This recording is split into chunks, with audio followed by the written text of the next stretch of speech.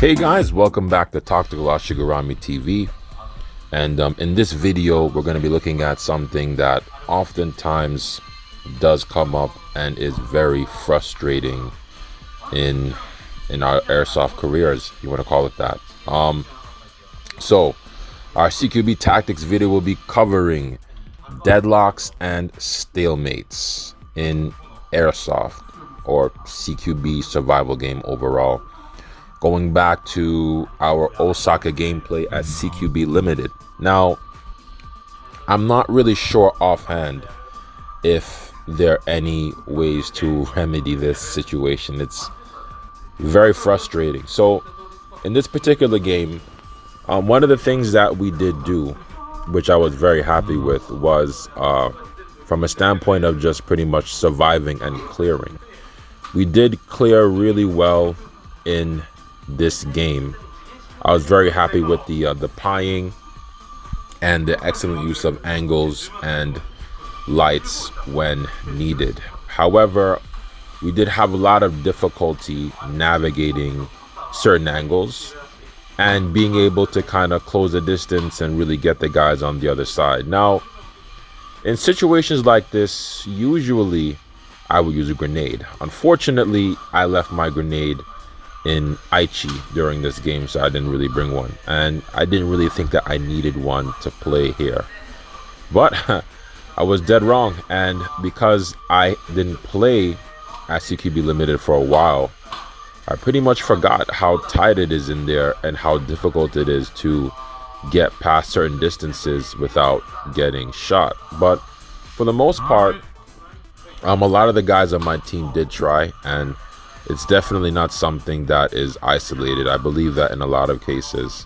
things like this have happened before for a lot of people who do play CQB style games. Usually in situations like this, you have, really good players on either side, really skilled players. So it's kind of difficult to get past that obstacle, if you want to call it that.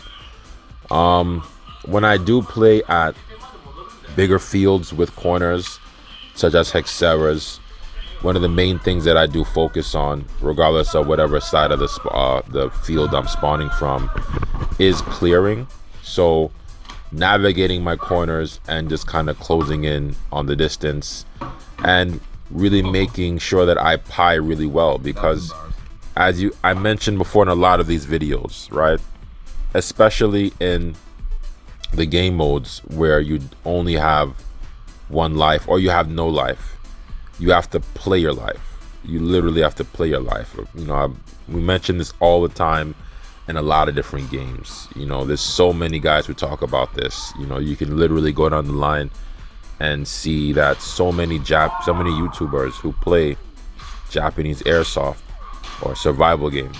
It's one of the main things that always comes up in these kind of scenarios and situations. So we did try our best. At some point in time, we had to play defensively, and there was one instance where I did try to engage, or at least try to peek and see where the fire was coming from. But once you do that, you're never going to be able to see where the fire is exactly coming from quick enough in that moment of exposure where you're not going to get shot yourself. So you have to ask yourself a very important question, and that is, during that moment, are you able to risk exposure and get the job done during that sequence? And if not, if you're not able to, if you know for a fact that you're going to get shot, is it worth it to put yourself at risk to maybe get a kill? Maybe, if you can. If you don't, ultimately you're going to get eliminated. So we did play it real tight, and the time did elapse, and there were a lot of scenarios where this did happen, and it's definitely not something that I'm foreign to. As you guys mentioned, as I mentioned in the vlog, I think it was day 3, I did talk about this particular situation where most of the day, a lot of it went like this, where we tried to play really tactical, and we were able to get some success in terms of being able to survive and working our clearing, but it wasn't really eventful, and there wasn't a whole lot of back and forth action, going back and forth. So once again, just to kind of open up with some open forum, I would like you guys, if possible, to just kind of like comment some ideas for sure on what are the things that you do in these kind of situations. How do we deal with stalemates and deadlocks in our airsoft games? It doesn't necessarily have to be CQB. It could be outdoor, or semi CQB, or even if it's like you're playing indoors in obviously a much larger area, right? Where usually once you take away the respawns, everything changes and there's less action. So how do we deal with these situations, and what are some of the things that you guys do in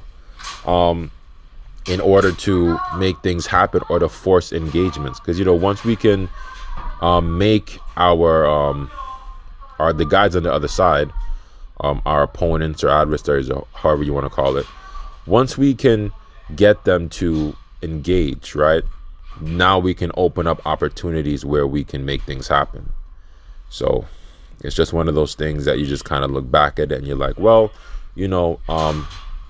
even though it's not eventful, there's a lot to take from seeing certain things, especially if you can identify them and you can utilize that and put it in your back pocket. Even if it's not your experience, it's definitely, you can use valuable in that sense, and you can use it. So for sure, there will be more videos like this coming up in reference to our gameplay over there, and I'm pretty sure this isn't the last time that this is going to happen. It wasn't that eventful, but it was very educational. So once again, guys, thank you very much for watching the gameplay videos. We have a lot more gameplays coming up, so be on the lookout for that. A lot of content coming up, so you guys know the drill. This is Takashi Shigarami TV. Guys, don't forget to like, comment, share, subscribe, hit the noti bell, all that good jazz. We'll come to you more. Take care. See you soon. Love you guys. Keep watching the vids, and peace out.